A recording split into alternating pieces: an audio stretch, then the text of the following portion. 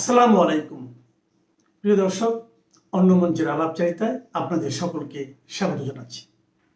নমস্কার, আমি তরুণ ঘোষ। এই প্রথম নরেন্দ্র মোদীর সঙ্গে একটা দীর্ঘ ফোনালাপ হলো আমাদের বাংলাদেশের প্রধানমন্ত্রী শেখ হাসিনার। বিষয়টা হচ্ছে ঈদের শুভেচ্ছা জানানো। এখন ঈদের শুভেচ্ছার পাশাপাশি তিনি প্রচুর ফল, মিষ্টি এবং উপহার পাঠিয়েছেন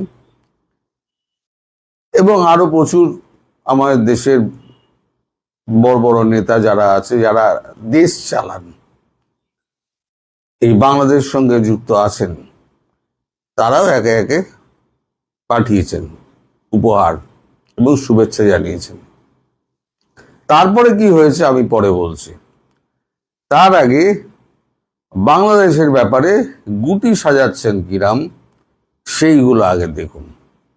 আমি একটা ছোট খবর বেরিয়েছে, আজকে আমার সময় খুব কম, আমার একটা নেমন্তন্ন আছে, আমাকে বেরিয়ে যেতে হবে। 5-7 মিনিটের মধ্যে ভিডিওটা আমি শেষ করে বেরিয়ে যাব। আপনারা একটুখানি মন দিয়ে শুনবেন। সাইপ্রাস ভিজিটে গেছেন আমাদের বিদেশমন্ত্রী জয়শঙ্কর। সাইপ্রাস বৈঠকে জয়শঙ্কর, ছোট খবর কিন্তু গুরুত্বপূর্ণ খবর।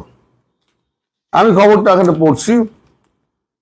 সাইপ্রাসে অনুষ্ঠিত ইউরোপিয়ান ইউনিয়নের বিদেশমন্ত্রীদের ঘরোয়া বৈঠকে অংশ নিলেন বিদেশমন্ত্রী এস জয়শঙ্কর। আজ বৈঠকে উদীয়মান বহুমেরু বিশ্ব ব্যবস্থায় পারস্পরিক সহযোগিতা, বাস্তব ভিত্তিক অংশীদারিত্ব এবং অভিন্ন স্বার্থের দিক দিয়ে আলোচনা হয়েছে। জয়শঙ্কর পার্শ্ব বৈঠক করেন ইউক্রেনের বিদেশমন্ত্রী আন্দ্রে সিবিয়ার সঙ্গে। বর্তমান আবহে অত্যন্ত গুরুত্বপূর্ণ এই আলোচনায় ইউক্রেন রাশিয়া সংঘাত, দ্বিপাক্ষিক সম্পর্ক আরো শক্তিশালী করার জন্য উল্লেখ করা হয়।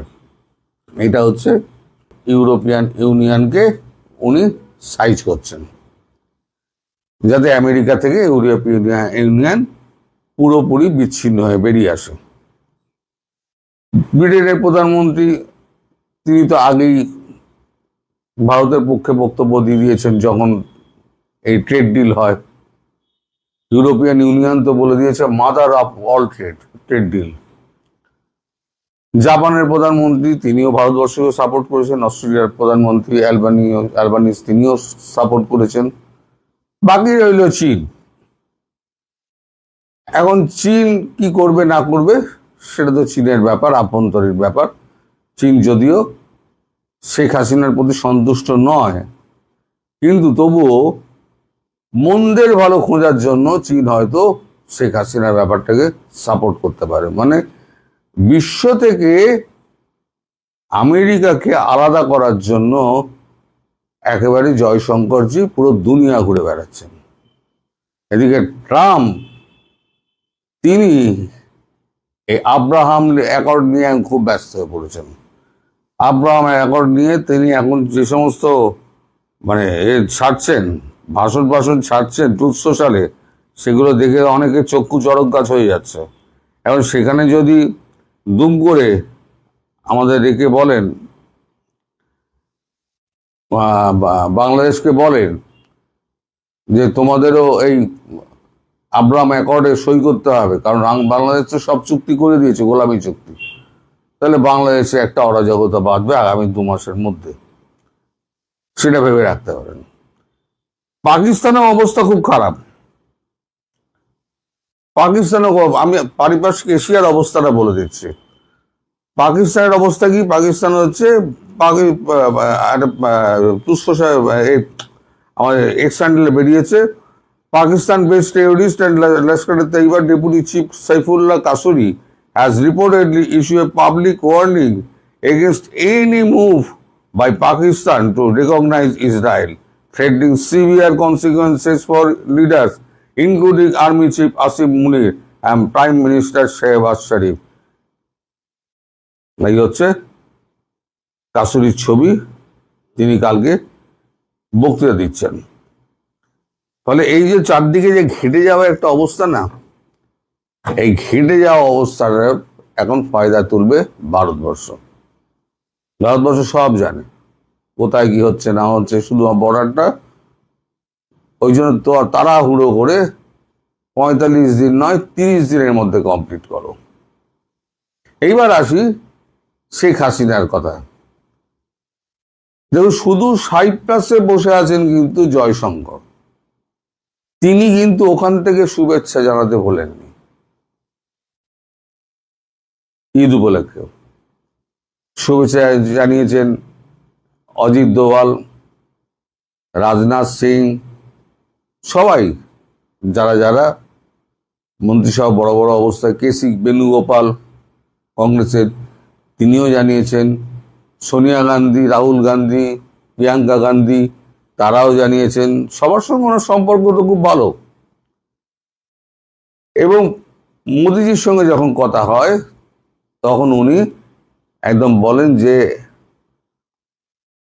ভারতবর্ষ এবং ভারতীয় সরকার যেভাবে আমাকে আতিথেয়তা প্রদান করেছে তাতে আমি মুগ্ধ, এবং এই ঋণের কৃতজ্ঞতা আমি শোধ করতে পারবো না।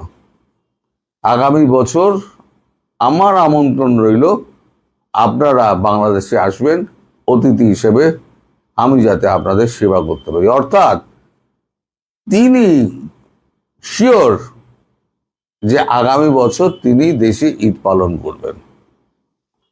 কতটা শিওর হচ্ছেন তিনি খবরটা রাখছেন কোথায় কি হচ্ছে না হচ্ছে, ভারতবর্ষ কোথায় কি করছে না করছে, তিনি মোটামুটি একটা হিসেব করছেন। 2-3 মাস হয়তো আর সময় লাগতে পারে। এক্ষেত্রে যদি ট্রাম্প তার চুক্তি অনুযায়ী, গোলামি চুক্তি অনুযায়ী বাংলাদেশকে বলে যে তোমরা অ্যাব্রাহাম অ্যাকর্ডে সই করো, অ্যাব্রাহাম অ্যাকর্ডে সই করে, তাহলে ইরানের বিপক্ষে চলে গেল বাংলাদেশ, একটা মুসলিম রাষ্ট্রের বিরুদ্ধে চলে গেল। তো সব মুসলিম রাষ্ট্রগুলোকে একসঙ্গে তো অ্যাব্রাহাম অ্যাকর্ডে সই করাচ্ছে। অ্যাব্রাহাম অ্যাকর্ড নিয়ে আমি একটা আলাদা করব, মানে ভিডিও করব, আজকে সময় নেই বলতে পারবো বিস্তারিত অ্যাব্রাহাম অ্যাকর্ডটা কি এবং কেন তার প্রয়োজনীয়তা ট্রাম্প অনুভব করছেন এখন। তো যাই হোক, এখন যদি এটা হয় তাহলে বাংলাদেশে যত বিএনপি আছে, মৌলবাদী আছে, আওয়ামী লীগ আছে, সবাই একসঙ্গে দেখবেন রাস্তায় নেমে পড়েছে। এখন সরকার পক্ষ যেই থাকুক না কেন তাকে একেবারে কেটে কুচি কুচি করে দেবে। মানে এমন একটা অস্থির পরিস্থিতি হবে। ভারতবর্ষ সেই অস্থির পরিস্থিতিটার দিকে কিন্তু চেয়ে আছে। ভারতবর্ষ চুপ করে বসে আছে যে পরিস্থিতিটা খারাপ হোক, আমি দেখি। যদি বিনা যুদ্ধে আমার যদি জয় হয়ে যায় তাহলে পরে কেন আমি গোলা বারুদ খরচা করতে যাব? নিজেরাই মারপিট করে তো মরে যাবে তো। এবং অবস্থা সেদিকে যাবে। যদি আমেরিকা বলে একবার যে আব্রাহাম অ্যাকর্ডে সই করো, তাহলে তারেক রহমানকে ছুটে গিয়ে আব্রাহাম অ্যাকর্ডে সই করতে হবে। আর ছুটে গিয়ে সই করবেন, তখনই বাংলাদেশে একটা চূড়ান্ত খারাপ পরিস্থিতি হবে। ফলে আগামী 2 মাস বাংলাদেশের অবস্থা কিন্তু একটু নজরে রাখবেন। বাংলাদেশের অবস্থা খুব একটা ভালো হবে না, মার কাট হবে। সেই অবস্থার মধ্যে ভারতবর্ষ সৈন্যটা ঢুকিয়ে দিয়ে একদম পুরো মাঠ ফাঁকা করে দিয়ে একদম শেখ হাসিনাকে বসিয়ে দিয়ে চলে আসলো। শেখ হাসিনা হাতে রাজদণ্ড নিয়ে এই বাড়িতে শুরু করবেন। তখন তো ভারতীয় সৈন্য রয়ে যাবে। কে আসবি? কে আসবি? তো যাই হোক, ভবিষ্যতের কথা বলবে। কিন্তু এই যে উনি বলেছেন না, আগামী বছর আমাদের দেশে আপনাদের নেমন্তন্ন রইল, আপনারা আসবেন, আতিথেয়তার সুযোগ দেবেন, এর মধ্যে অন্তর্নিহিত একটা কথা রয়ে গেছে। আর একটা সিগনিফিকেন্ট ব্যাপার হলো, এই প্রথম মোদিজি অনেকক্ষণ ধরে, আমি ঠিক সময় যাই না, অনেকক্ষণ ধরে ওনার সঙ্গে কথা বলেছেন এবং রাজনীতি এবং তার বাংলাদেশে বর্তমান প্রেক্ষাপট নিয়ে তার সঙ্গে কথাবার্তা হয়েছে। নিশ্চয়ই কথাবার্তা হয়েছে, শুধু তো আর হাই হ্যালো করে ছেড়ে দেননি। আপনারা সবাই ভালো থাকবেন, সুস্থ থাকবেন, সাবধানে থাকবেন এবং ঈদ কাটানোর পরে নিজেরা পরিবার নিয়ে আরো সুখে থাকুন, ভবিষ্যতের একটা সোনালী দিনের অপেক্ষায় থাকুন। বীর শ্রেষ্ঠ যারা, তাদের সেই স্মৃতিস্তম্ভ ভাঙ্গিয়া পা দিয়ে পাড়াইয়া ডেইনে ফেলাইছে, যারা এই দেশের মপ করে করে এই দেশকে লুণ্ঠন করেছে, এই দেশের শিক্ষা সংস্কৃতি ইতিহাসকে যারা ধ্বংস করতে চেয়েছে, যারা বাধা দিয়েছে, তাদেরকে হত্যা করেছে, তার দায় তাদেরকে নিতেই হবে, তার পরিণাম তাদেরকে ভোগ করতেই হবে। এই কারণে এখন সবাই বাঁচতে চাচ্ছে। এটাকে বলে ইয়ানফসি ইয়ানফসি ইয়ানফসি, যেটা হাসরের দিনে পাপীরা সবাই বলবে আর কি। এই হলো অবস্থাটা, ইয়ানফসি শুরু হয়েছে। আমি এই ইয়ানফসির আরেকটা লক্ষণ বোধহয় দেখতে পাচ্ছি। আপনাকে একটু ধরিয়ে দিই যে ইউনূসের সাবেক উপদেষ্টা মাহফুজ আলম, আপনি যখন ইউনূস সরকার আওয়ামী লীগ নিষিদ্ধ করছে, তখন দেশে একমাত্র নিরপেক্ষ জায়গা থেকে স্পষ্টভাবে আপনি বলেছিলেন যে বাংলাদেশে কোনো রাজনৈতিক দল নিষিদ্ধ করার কোনো যুক্তি নাই এবং আওয়ামী লীগের মতো দলকে নিষিদ্ধ করা সম্ভব না। কিন্তু ইউনূস সরকারের উপদেষ্টারা তখন বারবারই বলেছিল যে আওয়ামী লীগকে তারা নিশ্চিহ্ন করবে। এখন এসে উপদেষ্টা মাহফুজ, সাবেক উপদেষ্টা, সে বলছে আওয়ামী লীগ ফিরে এসেছে, আওয়ামী লীগ আছে, ফিরে চলে এসছে। আসিফ নজরুল বলছে আওয়ামী লীগ আছে।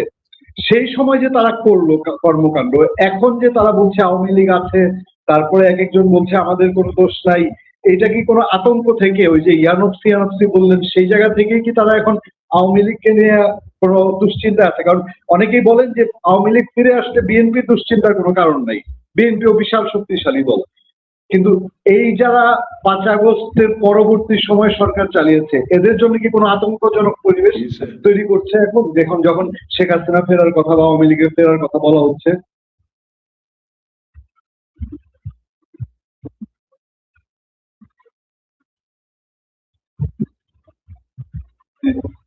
ফজলুর রহমান, আপনি কি আমাকে শুনতে পাচ্ছেন?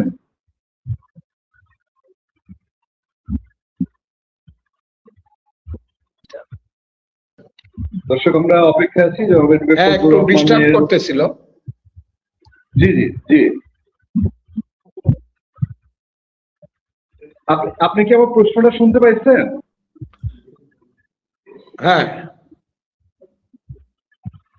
আমার প্রশ্নটা কি শুনতে পাইছিলেন আপনি?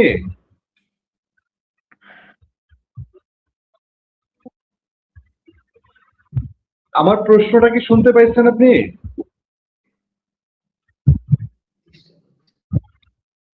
আমি বলছি যে এই যে সাবেক উপদেষ্টা মাহফুজ আলম, হ্যাঁ, আমি শুনতে পাচ্ছি না, শুনতে পাচ্ছি কিন্তু অস্পষ্ট হচ্ছে। জি, আপনি কি বের হয়ে আবার ঢুকতে চান?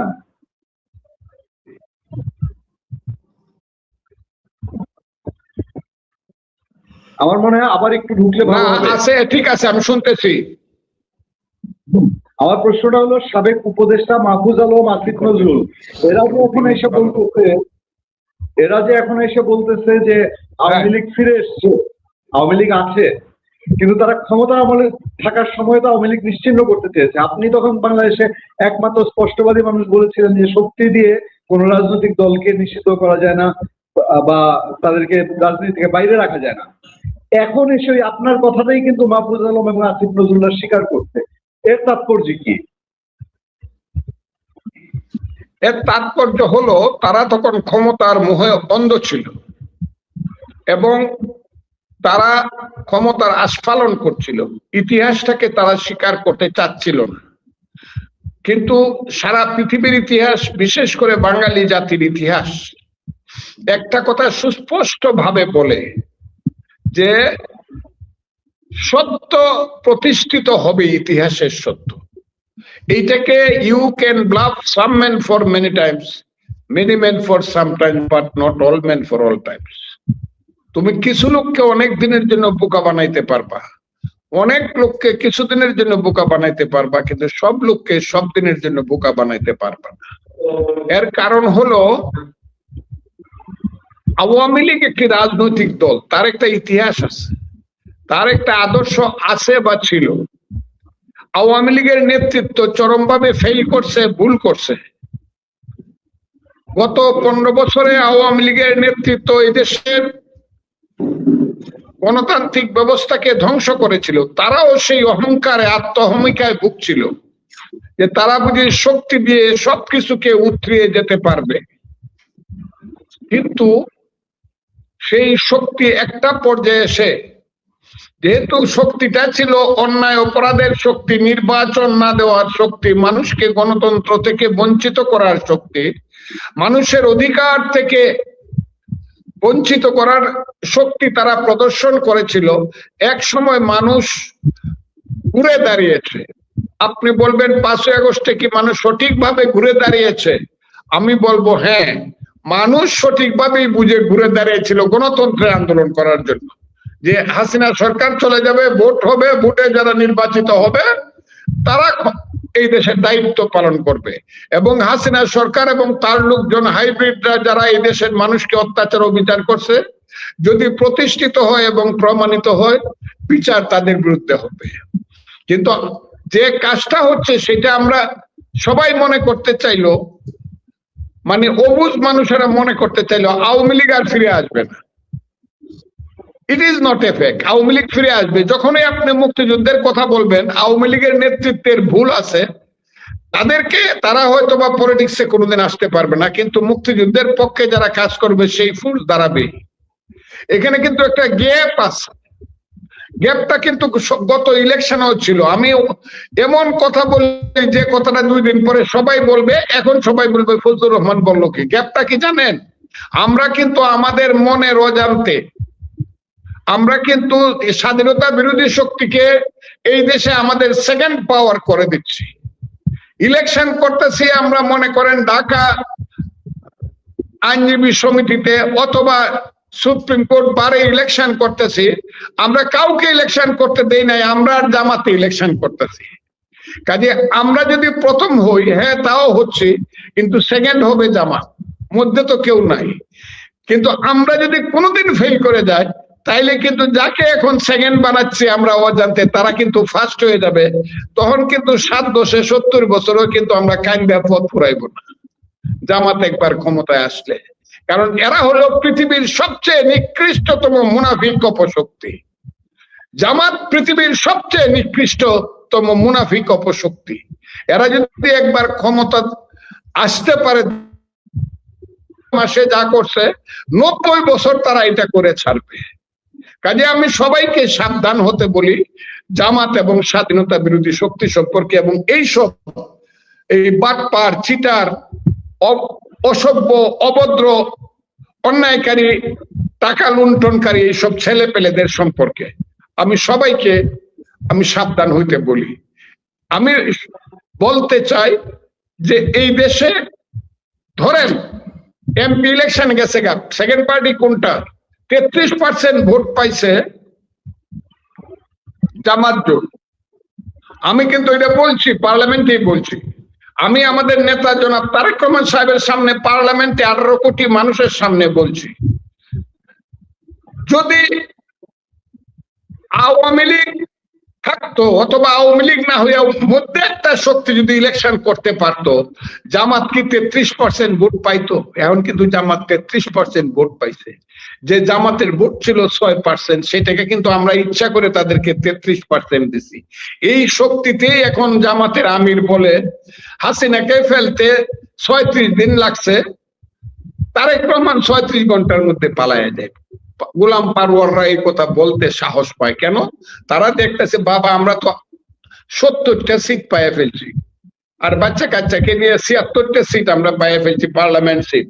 কাজে আমরা ইচ্ছা করলেই ফেলে দিতে পারবো। কিন্তু এই ভোটটা যদি তৃতীয় শক্তি থাকতো, তাইলে জামাত কিন্তু ওই 10 বা 15-র মধ্যে আটকে যেত। এই জায়গাতে কিন্তু আমার মনে হচ্ছে একটা মস্ত বড় গেট থেকে যাচ্ছে রাজনীতির। আমরা ইচ্ছাকৃতভাবে অপশক্তিকে এইখানে সুযোগ করে দিচ্ছি কিনা, এটা আমার মনে কিন্তু প্রশ্ন আছে। যেমন ধরেন ঢাকা সিটি কর্পোরেশনের ইলেকশন, আমার দক্ষিণে মনে করেন একজন বিএনপি দাঁড়াইলো, এখন সালাম সাহেব আছে, হয়তো বা ইশরাক আছে, 2 জনের যে কোনো একজন বিএনপি থেকে দাঁড়াইলো। আর এইসব ছেলে পেলেদের একজন কি কি নাম ডাকছুর বিপি, এরপরে আরো কে কে দু একজন, ওই যে আসিফ বুয়া, এরা দাঁড়াইতে চায়। এরা কোন সাহসে দাঁড়ায়? একমাত্র সাহস হইল যে আমরা ফেল করলেও সেকেন্ড পার্টি হোক, কারণ মধ্যে তো আর কেউ নাই। কিন্তু এখানে যদি মধ্যে কোনো শক্তি ইলেকশন করতে পারে, তারা তৃতীয় নম্বরে যাইবো যে এদের জামানত বাঁচবে না। কিন্তু এদেরকে যদি সুযোগ দেওয়া হয়, মধ্যে কোনো শক্তি না থাকে, তাইলে এরা কিন্তু কন্টেস্ট করবে এবং বিপজ্জনক অবস্থায় বিভিন্ন মিউনিসিপ্যালিটি ইলেকশন আমাদেরকে পড়তে হবে এবং লোকাল ইলেকশন। কথাটা কি, আপনার ধরেন উপজেলা ইলেকশনে একজন দাঁড়ালো বিএনপি আর একজন জামাত, তখন তো মানুষ দুই ভাগে ভোট দেব, আর তো মানুষের কোনো চয়েস নাই। এই যে মানুষকে আমরা চয়েস নাই অবস্থায় নিয়ে যাচ্ছি, এইটা কিন্তু আমাদের রাজনীতির একটা, আমার মনে হচ্ছে রাজনীতির কৌশলের পুরো ত্রুটি থেকে যাচ্ছে বলে আমি মনে করি। ফ্রি ছাড়েন, যারা ইলেকশন করেন, আওয়ামী লীগের যদি কেউ দুষ্ট লোক তাকে যার নামে মামলা আছে তারা ধরে জেলখানায় নিয়ে যান, কিন্তু যার নামে মামলা সে দাঁড়াইতে চায় তাকে সুযোগ দেয়া দেন। লোকাল গভর্নমেন্টে যদি কেউ দাঁড়াইতে চায় দাঁড়াবে, তখন দেখবেন এই জামাতের অবস্থা কি দাঁড়ায়। কিন্তু এখন যদি আপনি তাকে সুযোগ দেন এককভাবে ইলেকশন করার বিএনপি আর জামাত, তাইলে কিন্তু এই যে ওই যে বাকবাকুম যে ডাকটা, এটা কিন্তু জামাতের থাকিয়া যাবে। কারণ তারা মনে করবে আচ্ছা বিএনপি পাস করলো, আমি তো সেকেন্ড পার্টি। এ হলো অবস্থাটা। এই জায়গাটা আমাদের গ্যাপ থেকে যাচ্ছে। কাউকে আপনি নিষিদ্ধ করে, এখন তো বুঝতেছেন নিষিদ্ধ করে খুব বেশি দিন রাখা যাবে না, কারণ নিষিদ্ধটা সারা পৃথিবী চায় না। আমেরিকা চায় না, ইন্ডিয়া চায় না, কেউই চায় না পৃথিবীর যে একটা দল নিষিদ্ধ থাক। দল নিষেধ, মুসলিম লীগকে তো নিষিদ্ধ করতে হয় নাই। মুসলিম লীগের স্বাধীনতার পরে 69 সনে মুসলিম লীগ ইলেকশন করছে, সেখানে সবুর খান সহ কয়েকটা সিট পাইছিল। কিন্তু এখন যদি মুসলিম লীগ এইসব জনগণকে আব্বাজান ডাকে, হারিকেন মার্কায় কিন্তু কেউ ভোট দেবে না। ভোটের মাধ্যমে আওয়ামী লীগকে নিঃশেষ করে দেন যে তারা এই করছে, কিন্তু আপনি যদি তাকে যদি নিষেধের মাধ্যমে তাকে রাজনীতি করতে না দেন আইনের মাধ্যমে, তাইলে কিন্তু তার প্রতি মানুষের আকর্ষণ বাড়বে, যেমন নিষিদ্ধ জিনিসের প্রতি মানুষের আকর্ষণটা বেশি থাকে। এইটা আমাদের প্রথম থেকে মুসলমানদের বেলায় শুরু হয়েছে।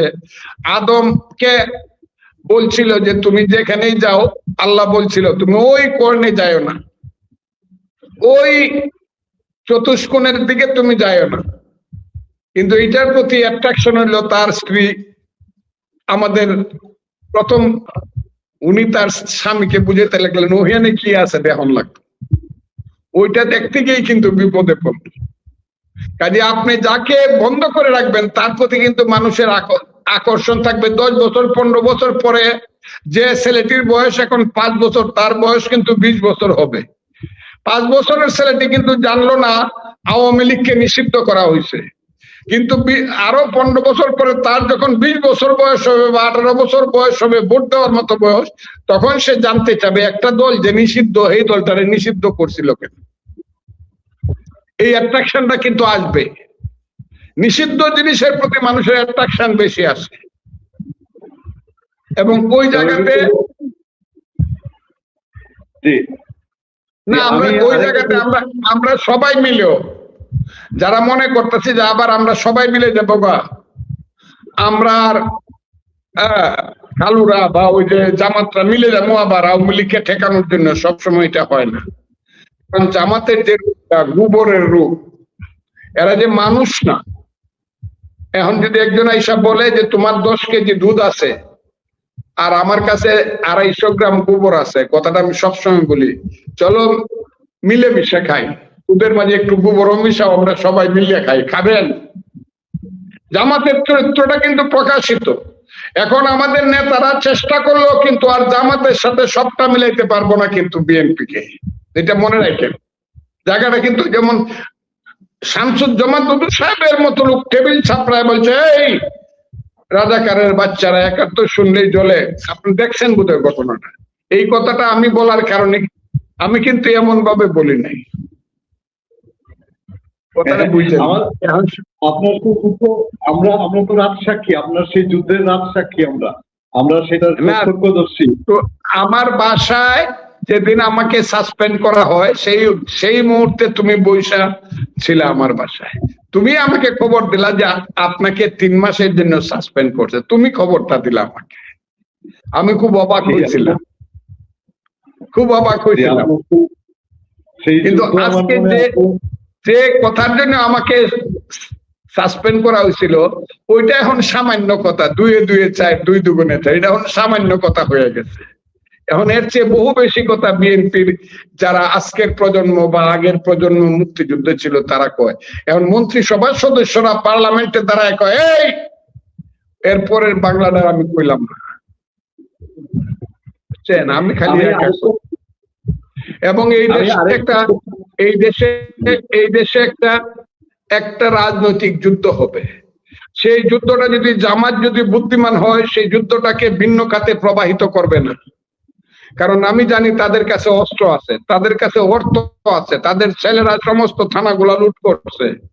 তারা মনে করবে যে সশস্ত্র ভাবে আমাদেরকে বা মানুষকে মোকাবেলা করবে, বুদ্ধিমান হলে এটা তারা করবে না। তাহলে কিন্তু এদেশে যুদ্ধটা কিন্তু কঠিন যুদ্ধ হবে এবং তারা ধ্বংস হয়ে যাবে।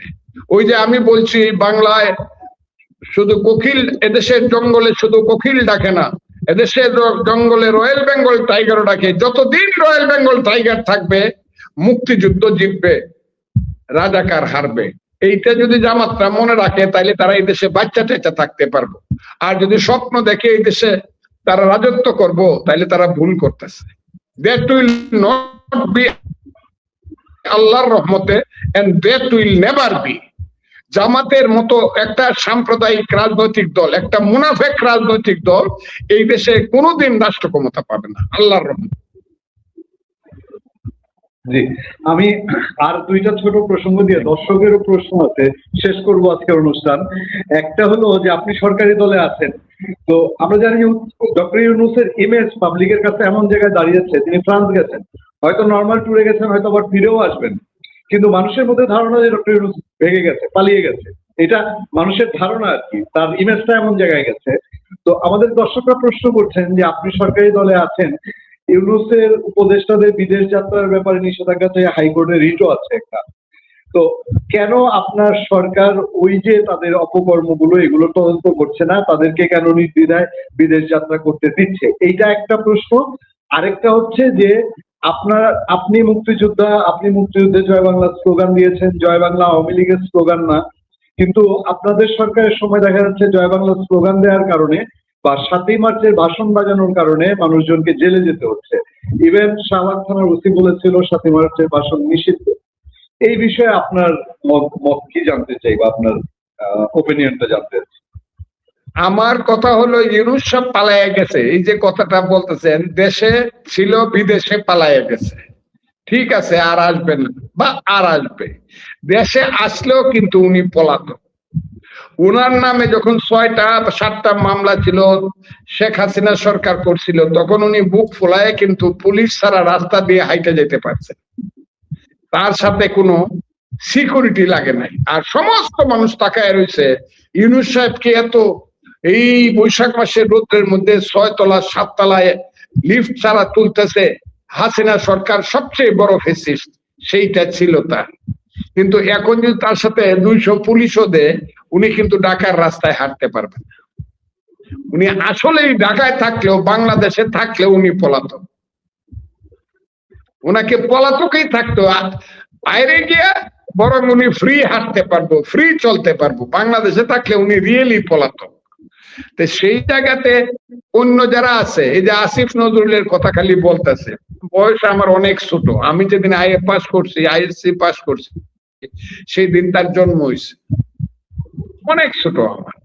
আমি মনে করতাম লোকটা বুঝি অনেক জ্ঞানী গুণী, অনেক আইন জানে, আদালত জানে, কিন্তু আমার কাছে মনে হয়েছে কি কারণে যেন, আমি সবসময় বলি, তার পূর্বপুরুষের সঙ্গে বোধ হয় খন্দকার মুস্তাকের বাড়ি তো কুমিল্লা কাছাকাছি, খন্দকার মুস্তাকের দেখা হয়েছিল। এই দুর্বুদ্ধির মানুষগুলা, কুটবুদ্ধির মানুষগুলা, আমার অতি চালাক মানুষগুলাকে আমার পছন্দ হয় না। যে ক্ষমতায় যাওয়ার আগে বলে আমি যদি একবার ক্ষমতা পাইতাম তাইলে দেশটারে বেহেশত বানায় দিতাম, আর ক্ষমতায় যখন গেছে, ক্ষমতা পাইছে, তখন দেশটাকে জাহান্নাম বানাইছে। আমি আসিফ নজরুলদের সম্পর্কে, এই যে মহিলা, আমি ভদ্র মহিলাই বললাম, তারা আসলে ওইভাবে ধরলে পরে ভদ্রলোক পরিবারের সন্তান, যদিও তার বাবা দালাল ছিল, সেটা ঠিক আছে, কিন্তু এই মহিলা সম্পর্কে এখন আর আমি বলবো না। তারা বিপদে আছে। যেদিন তারা বাকবাকুম করত, যেদিন তারা, আমি বলতাম এই মহিলা সেন্ট মার্টিন দ্বীপ দিয়ে দিবে, যেদিন তারা বলতো আমরা কি এমনি ক্ষমতায় আসছি, যদি আপনারা পারতেন আমরা আসলাম কেন, এখন কোথায়, এখন কোথায় আপনি ভদ্র মহিলা, আপনি কোথায়? হ্যাঁ, একবার রাস্তা দিয়ে হাঁটেন তো দেখি, এখন আপনার সাথে কত কিছুর তুলনা হয় জানেন তো। কাজে আমি একটা ছেলে, আমি বলতাম যে জাসদ থেকে ইলেকশন করিয়া 2008 সনে 250 ভোট পাইছিল পার্লামেন্টে, সেও কিন্তু এখানে সবচেয়ে গুরুত্বপূর্ণ উপদেষ্টা ছিল। নামটা বললে আমি বলতে পারি, বলবো না। সবচেয়ে গুরুত্বপূর্ণ উপদেষ্টা ছিল সে। সে 8 সনে ইলেকশন করে জাসদের মশাল মার্কা লইয়া 260টা ভোট পাইছিল এমপি ইলেকশন। এদেরকে নিয়ে ওই তার সমস্ত এটা কি বলে, গ্রামীণ ব্যাংকের সমস্ত কর্মচারী কর্মকর্তাদেরকে, ভদ্র মহিলাদেরকে মন্ত্রী বানায়া স্বাস্থ্যের দায়িত্ব দিয়া এখন শত শত ছেলে অকালে চলে যাচ্ছে। আমার মৃত্যু তো কোনো দুঃখের না, আমি এদেশে 78 বছর বাঁচছি, কিন্তু যে শিশুটা 2.5 বছর বয়সে মারা গেছে সে তো 10টা ফজলুর রহমানের চেয়ে যোগ্য হতে পারতো। এই অপরাধের দায়িত্ব কে নিবে, কে নিবে, কে দিবে জবাব? এই যে 500 ছেলে 700 শিশু মারা গেল, এখানে তো অনেকেই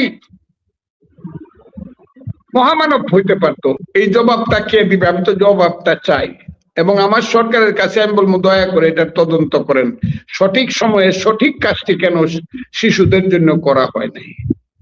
আর একটা কথা করতেছেন যে আমাদের সময়ে জেলখানায় নিতেছে, আমাদের সময় জেলখানা নিতেছে, অনেক মামলা হয়েছে আমাদের সময়। এই মামলাগুলো আমাদের সময়ের না, এই মামলাগুলো হয়েছে ইউনূস সাহেবের সময়ে।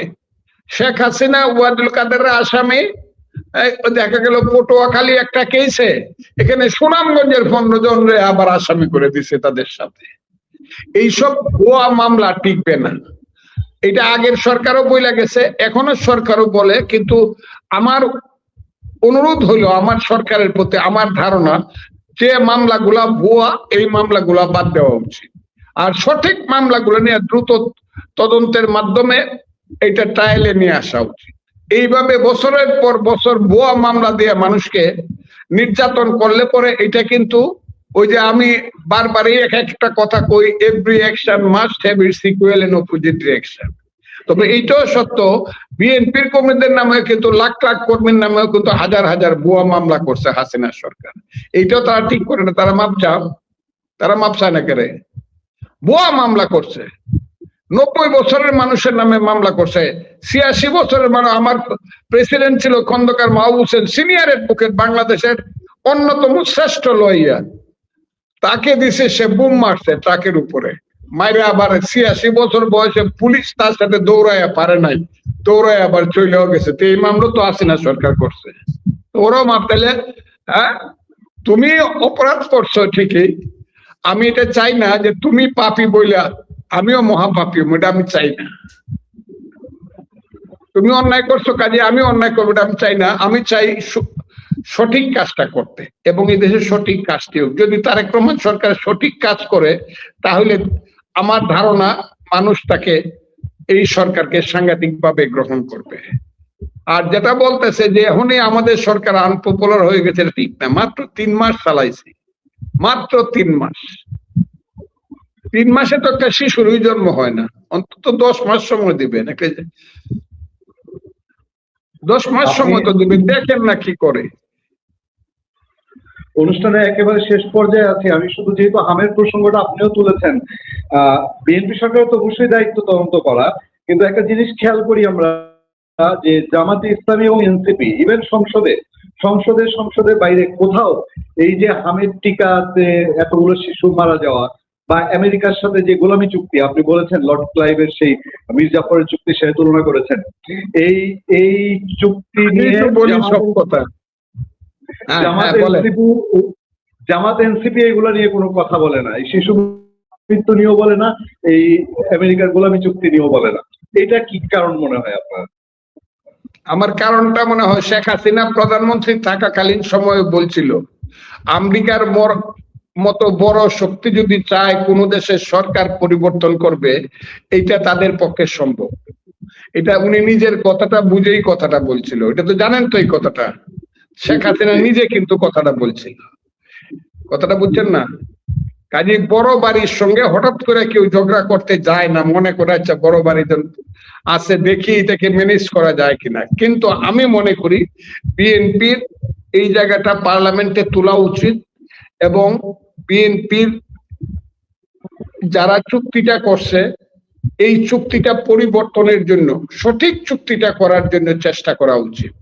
তা না হলেও যে আমি যেটা বলছি এটাই ঠিক, আমরা আগামী ওই যে যেমন মীর জাফরের সঙ্গে লর্ড ক্লাইভের চুক্তির কারণে 200 বছর গোলাম হয়ে গেছিলাম, 74-এর মন্বন্তর হয়েছিল, এইটা পৃথিবীতে কোনোদিনই হয় না। একটা দেশের 3 ভাগের 1 ভাগ লোক মরে গেছিল না খায়া এই চুক্তির কারণে। কারণ এই চুক্তির কারণে তারা এই দেশটাকে লুণ্ঠন করতে পারছে।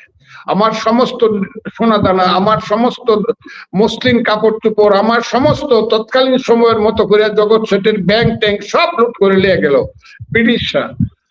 কাজে আমি হয়ে গেলাম দরিদ্র মানুষ, না খায়া মরলো। আমেরিকার সঙ্গে এই চুক্তিটা ঠিক হয় নাই। আমি জানি না আমার দল আছে কিনা, যদি থেকে থেকে কেমন করে থাকবে, কারণ আমার দল তো তখন ক্ষমতায় ছিল না। হয়তো বাইরেতে তাদেরকে জিজ্ঞাসা করলে বা জিজ্ঞাসা করলো, তাদের তো কিছু করার ছিল না। তবে এখন যেহেতু আমরা সরকারে আছি, জিনিসটা খুব সঠিকভাবে খতিয়ে দেখা উচিত। এবং এটা যদি দেশের ধ্বংসের কারণ হয়, যদি দেখা যায় আমার দেশের একটা অংশ, এই কথাটা আমি সব সময় বলি যে 1971 সনের 23শে মার্চ, 26শে মার্চ আমাদের স্বাধীনতা দিবস, 23শে মার্চ ফারল্যান্ড ছিল তখন পাকিস্তানে মার্কিন রাষ্ট্রদূত, বঙ্গবন্ধুর কাছে আইসা বলছিলেন কিন্তু যে তুমি শুধু দ্বীপটা দিয়ে দাও, তোমার সেন্ট মার্টিন দ্বীপ যুদ্ধ করতে হবে না, তোমার পূর্ব পাকিস্তান স্বাধীন হয়ে যাবে। তখন বঙ্গবন্ধু কিন্তু ফারল্যান্ডের মুখের উপরে বলছিল আমার দেশের 1 ইঞ্চি মাটি দিয়ে আমি কারো সঙ্গে চুক্তি করতে রাজি না, মুখের উপরে বলে দিয়েছিল। আমিও মনে করি যদি আমার দেশের মাটি গিয়া থাকে এই চুক্তিতে, যদি পার্বত্য চট্টগ্রামের মতো অঞ্চল যদি বিপদে পড়ে থাকে, যদি এখানে একটা খ্রিস্টান রাষ্ট্র প্রতিষ্ঠা করার চক্রান্ত হয়ে থাকে, যদি ওই ইহুদি ইসরায়েলের মতো এখানে একটা খ্রিস্টান রাষ্ট্র প্রতিষ্ঠা করিয়া আমার অনাগত ভবিষ্যতের সমস্ত সন্তানদেরকে নির্ঘুম রাত কাটাতে বাধ্য করে, তাহলে এই ধরনের চুক্তির ব্যাপারে আমাদের প্রতিবাদ করা উচিত বলে আমি মনে করি। এতে কাম হোয়াট মে, কপালে যা আছে তা, আমি এটা মনে করি। তবে মেরুদণ্ড সোজা করে দাঁড়াইলে, আলেকজান্ডারও কিন্তু পুরুর কাছে অনেক সময় বলতে হয় yes you are son of the soil, so I shall forgive you, বা আই শ্যাল নট মানে go to battle with you. আমি তাই মনে করি যে আমাদের মাথা উঁচু করে মেরুদণ্ড সোজা করে দাঁড়ান। পৃথিবীর যে কলকাতা, বাংলাদেশ আমার, বাংলাদেশ আমরা যুদ্ধ করে সৃষ্টি করছি। আমি আর কথা বলতে চাই না, শুধু আপনার মাধ্যমে বলতে চাই, আজকে আমি যে ঘরে বসে আছি এখানে অনেকে আছে, আমরা সবাই হয়ে গেছি ক্ষতিগ্রস্ত হতভাগা মানুষ। হাওর অঞ্চলে অষ্টগ্রাম মিটামনের প্রায় সব ধান চলে গেছে। আমি যে কথাগুলো আপনার সাথে বলি, আমার মনে কিন্তু কথাটা হইলো আমার দেশের মানুষ আগামী 1 বছর না খায় থাকতে হবে, এবং এইবার যে ক্ষতি হয়েছে এটা 5 বছরে এই ক্ষতিটা পরিপূরণ করতে পারবে না। কাজে আপনার মাধ্যমে এখনো বলছি, আমাদের সরকার তো আছে, সারা পৃথিবীর সমস্ত সাহায্য সংস্থাকে আমি আহ্বান করি, এইখানে বসে সবসময় চিন্তা করি, প্রতিদিন আমার নেতারা চিন্তা করি কি করলে পরে আমার দেশের মানুষ বাঁচবে, আমার দেশে, কারণ হাওর অঞ্চলটা ধ্বংস হয়ে গেছে। এই কারণে আমি আজকে আপনার সাথে হয়তো বা সঠিকভাবে কথাগুলো বলতে পারি নাই, তবে একটা কথা আমি বলি, এই পৃথিবীর রাজনীতিতে এখন যে ছোট লোকদের চক্রান্ত শুরু হয়েছে, সব জায়গায় নেতৃত্বে আছে ছোট লোকেরা, দু একজন ব্যতিক্রম বাদে। এখানে আর এখন নেলসন ম্যান্ডেলার মতো নেতা নাই, মিশরের নাসেরের মতো নেতা নাই, ইন্দোনেশিয়ার সুকর্ণর মতো নেতা নাই। আর কইলাম না, কইলে পরে আবার সবাই আমারে দেখা যাবে ধরে লয়ে গেছে গা। এই পৃথিবীটা ছোট মানুষদের দেশ হয়ে গেছে, ছোট মানুষদের গ্লোবাল স্টেট হয়ে গেছে। পৃথিবীতে আরো বড় মানুষ রাষ্ট্র ক্ষমতা আসা দরকার, আরো বড় মানুষ, মহামানব রাষ্ট্র, চার্চিলের মতো মানুষেরা, এটলির মতো মানুষেরা, এরা আসা দরকার পৃথিবীতে। যাদের শক্তি আছে সেই সব দেশে অনেক বড় মাপের মানুষ রাষ্ট্র ক্ষমতায় আসা দরকার। আমরা এখন দেখি না, বড় বড় দেশে আমাদের মতো স্লোগানের উপরে নেতৃত্ব আইসা পড়ে। আমার কাজে এখানে বাংলাদেশকে খুব সাবধান থাকতে হবে। সম্মানিত দর্শক, রাজনীতির রং তামাশা একেবারে জমে রীতিমতো ক্ষীর হয়ে পড়েছে। মানুষ ক্ষুধার যন্ত্রণায় কাতরাচ্ছে। লক্ষ লক্ষ প্রান্তিক খামারি যারা এবছর গরু বিক্রি করতে এসে কাঙ্ক্ষিত মূল্য পায়নি। দ্বিতীয়ত, মানুষ বিগত দিনগুলোতে যেভাবে গরু কুরবানি দিয়েছে এবং এই কুরবানির পেছনে যত অর্থ ব্যয় করেছে তার অর্ধেক অর্থ এবছর ব্যয় করেনি। অর্থাৎ অর্ধেক মানুষ গতবারের তুলনায় কুরবানি দিতে পারেনি। যারা গত বছর 1 লক্ষ টাকা দিয়ে গরু কিনেছেন তারা এই বছর 50,000 টাকা দিয়ে ছাগল কিনেছেন বা ছোট বাচ্চা গরু কেনার চেষ্টা করেছেন। অনেকে কুরবানি দেননি। আমি যে এলাকায় থাকি, রাজধানীর সবচেয়ে ধনী আবাসিক এলাকাতে, গত বছর দেখেছি অর্ধেক গরু এবছর এখানে কুরবানি হয়নি। আমার একটি বাগান বাড়ি রয়েছে সাভারে, এবং আপনি তো জানেন যে সাভারের অরুণাপল্লী নামক যে জায়গাটি, ওটা জাহাঙ্গীরনগর বিশ্ববিদ্যালয়ের সব টিচাররা থাকেন এবং অধ্যাপক। বাইরে আমাদের মতো অল্প কিছু লোকজন আছেন যারা সাধারণ ধনী নয়, অতি ধনী। গত বছর সেখানে যতটি গরু এবং যতটি ছাগল সেখানে কুরবানি হয়েছিল, এইবার তার 3 ভাগের 1 ভাগ। সাভারের অরুণাপল্লীর মতো জায়গাতে 3 ভাগের 1 ভাগ গত বছর যদি 300 গরু জবাই হয়ে থাকে, এবছর মাত্র 100 গরু জবাই হয়েছে।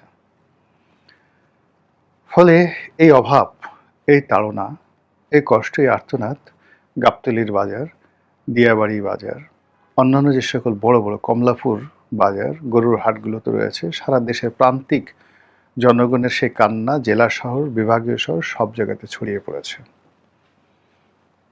এই আর্তনাদের মধ্যে যখন আমরা ডোনাল্ড ট্রাম্প নামক একটি মহিষকে নিয়ে রং তামাশায় মেতে উঠেছি, এটি সেই বিখ্যাত কবিতার মতো, আমি জাহান্নামের আগুনে বসিয়া হাসি পুষ্পের হাসি।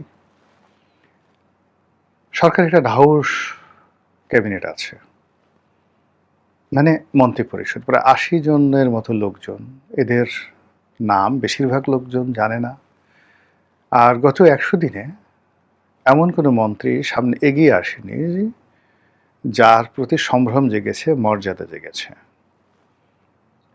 যাকে কেন্দ্র করে মানুষের আগ্রহ, শ্রদ্ধা, ভালোবাসা এবং বিশ্বাস জন্ম নিয়েছে। বরং অলমোস্ট প্রায় সবাই ট্রলের শিকার। বড় বড় মন্ত্রী, ক্ষমতাধর, এদের অনেকের নানা রকম নাম হয়ে গেছে, নেতিবাচক নাম হয়ে গেছে। যেভাবে একটা মহিষের নাম ডোনাল্ড ট্রাম্প হয়ে গেছে, ওইরকম অনেকের নাম হয়ে গেছে। তো যেখানে এই ঢাউস 80 সদস্যের একটা মন্ত্রী পরিষদ, সেটি নিয়ে ঠাট্টা চলছে, রং তুলছে, তামসা চলছে, ঠিক সেই সময়টাতে হঠাৎ করে কিচেন ক্যাবিনেটের নাম চলে আসছে। ডক্টর মোহাম্মদ ইউনূসের একটা ছোট কিচেন ক্যাবিনেট ছিল। কিচেন ক্যাবিনেট বলতে বোঝায় যে বিশ্বস্ত লোকদেরকে নিয়ে তার একটা পরামর্শ সভা। এখন সেই পরামর্শ সভা রান্নাঘরে বসে না, এখন সেই পরামর্শ সভা ডাইনিং টেবিলে বসে বা অন্য জায়গাতে বসে। কিন্তু এটাকে কেন কিচেন ক্যাবিনেট বলা হলো উই ডোন্ট নো। কিন্তু আমরা রঙ্গপ্রিয় বাঙালি, মোটামুটি ডক্টর মোহাম্মদ ইউনূসের যে উপদেষ্টা পরিষদ ছিল, সেই উপদেষ্টা পরিষদ, বিশেষ সহকারী, মন্ত্রী পদমর্যাদায় অনেক লোক, তার মধ্যে কারা কারা কিচেন ক্যাবিনেট ছিলেন তাদের একটা পোর্ট্রেট আমরা তৈরি করে ফেলেছি। সেই পোর্ট্রেট তৈরি করে সেই কিচেন ক্যাবিনেটের কাউকে আমরা বাবুর্চি বানিয়েছি, তাকে বাবুর্চির পোশাক পরিয়ে দিয়েছি, কাউকে আমরা পাকুশি বানিয়েছি, কাউকে আমরা মরিচ বেটে ছেঁকে, মশলা বেটে ছেঁকে, মাছ ধুয়ে ছেঁকে, এই সমস্ত নানা রকম চরিত্র কিচেন ক্যাবিনেটের লোকদেরকে বানিয়ে এখন ইন্টারনেটে আনন্দ চলছে। তো দেখুন, একটা 80 সদস্যের একটা বিরাট ক্যাবিনেট, যেখানে কোনো রকম আগ্রহ নেই, সেই আগ্রহ বাদ দিয়ে আমরা অতীতকালের কিচেন ক্যাবিনেট নিয়ে আনন্দ করছি, যেখানে কুরবানির বাজারে 1,27,00,000 পশু ছিল বিক্রির জন্য। আসলে কতটি পশু বিক্রি হয়েছে? সরকার বলেছিল যে মাত্র 1 কোটি পশু বিক্রি হতে পারে, বাকি 27 লক্ষ পশু উদ্বৃত্ত থাকবে। কিন্তু আমি যে ডাটাটা বললাম তাতে মনে হচ্ছে যে নট মোর দ্যান 50 লাখ পশু বিক্রি হয়েছে, বাকি পশু অবিকৃত অবস্থায় রয়েছে। এগুলোকে কুরবানির হাটের পরিবর্তে মাংসের বাজারে বিক্রি করে দিতে হবে অনেকগুলোকে। ইতিমধ্যে আপনারা দেখেছেন যে বেশ কয়েকটা জায়গাতে গরু বিক্রি করতে না পেরে কুরবানির 3-4 দিন আগে জবাই করে শের দরে মাংস বিক্রি করে ফেলা হয়েছে। এই যখন অবস্থা, তখন আমরা আনন্দ করছি, ফুর্তি করছি ডোনাল্ড ট্রাম্প নামে একটা মহিষ নিয়ে। এই যে ডোনাল্ড ট্রাম্প নামে একটা মহিষ নিয়ে আমরা আনন্দ করছি, ফুর্তি করছি, তাকে থানায় এনেছি, তাকে এখন চিড়িয়াখানাতে পাঠিয়ে দিচ্ছি। এর পিছনে ট্রাম্পের কি অবদান আছে, মার্কিন যুক্তরাষ্ট্রের যে গোলামি চুক্তি তার কি অবদান আছে, আমাদের সরকারের কি অবদান আছে, এগুলো নিয়ে আমরা রং তামাশা করছি। একদিকে কান্না, অন্যদিকে রং তামাশা। তো এই যে অবস্থা, এই অবস্থা বোঝায় আমরা স্বাভাবিক অবস্থাতে নেই, অস্বাভাবিক অবস্থার মধ্যে আছে, এবং এই অস্বাভাবিক অবস্থাগুলো একদিনে তৈরি হয় না। 2014 সন থেকেই ধীরে ধীরে ধীরে ধীরে এটা বাড়তে বাড়তে এসে ডক্টর মোহাম্মদ ইউনূসের জমানাতে এটা একটা প্রলয়ঙ্কারী ঘটনাতে পরিণত হয়, রীতিমতো প্রলয়ঙ্কারী ঘটনাতে পরিণত হয়। এবং ওই সময়টিতে মানুষের মনে যে আতঙ্ক ছিল, ভয় ছিল, অনিশ্চয়তা ছিল, তার প্রেক্ষিতে ওনার যে কিচেন ক্যাবিনেট, সেই কিচেন ক্যাবিনেটটি এখন সামনের সারিতে চলে আসছে। এমনিতেই সবাই বলাবলি করছে, বাংলাদেশের ইতিহাসে একসময় একটা পাগলা রাজা ছিল গণেশ। আপনারা ইতিহাসে যারা ছাত্র তারা পড়ে দেখবেন যে এর মতো নির্মম, নিষ্ঠুর, প্রতারক, ভণ্ড, তারপরে মির্জাফর, এইরকম কোনো শাসক বাংলাদেশে আসেনি। সে তার নিজের ছেলেকে একসময় ভয়ে সে বলল যে ঠিক আছে, তাকে হিন্দু থেকে মুসলমান বানিয়ে ফেলল নিজের পিঠ বাঁচানোর জন্য, এবং রাষ্ট্র ক্ষমতা সেই ছেলের বরাবরে হস্তান্তর করলো, ছেলে সিংহাসনে বসলো। আবার কিছুদিন পরে সেই ছেলেটিকে গোবর খাইয়ে তাকে আবার হিন্দু বানালো, এবং সে আবার সিংহাসনে বসলো, আবার সে অত্যাচার জুলুম শুরু করলো। হিন্দু রাজা গণেশ। এখন এই যে গণেশের যে রাজত্ব, এর বাইরে আরেকজন রাজা ছিলেন, রাজা মুজাফর শাহ,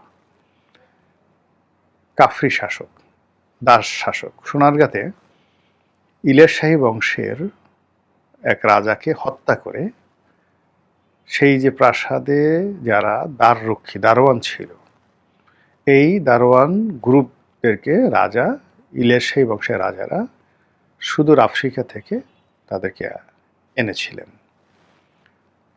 তো এই দারোয়ানদের একজন বস বা কমান্ডার, তার নাম ছিল মুজাফর শাহ। এই মুজাফর শাহ প্রায় 3.5 বছর এই বাংলা সিংহাসনে, সোনারগাঁ কেন্দ্রিক যে বাংলা সিংহাসন, সেখানে তিনি দাস বংশের শাসন প্রতিষ্ঠা করেছিলেন, এবং এর সাথে জুলুম, অত্যাচার আর খারাপ ইতিহাসে গণেশের পরে আর কোনো নজির নেই। এভাবে গণেশ, মুজাফর শাহ, এদের শাসন থেকে শুরু করে আজকের দিন পর্যন্ত বাংলায় যত শাসন চলেছে, সবাই বলছে এই সকল শাসনের মধ্যে সবচেয়ে জঘন্য শাসন ছিল ডক্টর মোহাম্মদ ইউনূসের শাসন। আর এই ডক্টর মোহাম্মদ ইউনূসের এই শাসনের মধ্যে যারা যারা উপদেষ্টা ছিলেন এখন সবাই টার্গেটেড। যারা তার অ্যালাইড ছিলেন রাজনৈতিকভাবে, এনসিপি হোক, জামাত হোক, সবাই ধীরে ধীরে মানুষের ঘৃণার বিষয়বস্তুতে পরিণত হচ্ছে। ইউনূস কেন সেই ইউনূস কেন মার্কিন গোলামি চুক্তি করলো, ইউনূস কেন এটা করলো ওইটা করলো, এই ঘটনার সাথে কারা কারা জড়িত, এগুলো নিয়ে যখন প্রবল গণরোষ বাড়ছে, ঠিক সেই সময়টিতে যেটি হচ্ছে, সবাই যার দায় দায়িত্ব এড়ানোর চেষ্টা করছে। সবাই বলার চেষ্টা করছে যে এর সঙ্গে আমরা জড়িত নই, এর সঙ্গে কিচেন ক্যাবিনেট জড়িত। কিচেন ক্যাবিনেটে এরকম 7 জন 8 জন নাম ছিল। এখন সবাই যাদেরকে সন্দেহ করা হচ্ছে, সবাই বলছে যে আমি ঠাকুর ঘরে যাইনি, আমি কলা খাইনি, আমি ওর মধ্যে ছিলাম না। এর মধ্যে ডক্টর মোহাম্মদ ইউনূস দেশের বাইরে চলে গেছেন ফ্রান্সে, সেটা নিয়ে আলাদা ভিডিও করব। কিন্তু এই যে কিচেন ক্যাবিনেটে যারা আছেন, তাদের মধ্যে কয়েকজনকে খুঁজে পাওয়া যাচ্ছে না, কয়েকজন লোক সম্মুখে আসছেন না। আর অন্যান্য যারা মানে ওই বালিশ ধাক্কাধাক্কির মতো করে আমি ছিলাম না, আমি ছিলাম, আমি ছিলাম না, মানে আমি ছিলামের কথা কেউ বলছে না, ও ছিল। এর প্রেক্ষিতে এই বাংলাদেশে এই কিচেন ক্যাবিনেট নিয়ে যে ঘৃণা ছড়াচ্ছে, এর থেকে বর্তমান বিএনপি সরকার কি শিক্ষা নেয় সেটাই দেখার বিষয়। আসসালামু আলাইকুম রহমতুল্লাহি ওয়া বারাকাতুহু।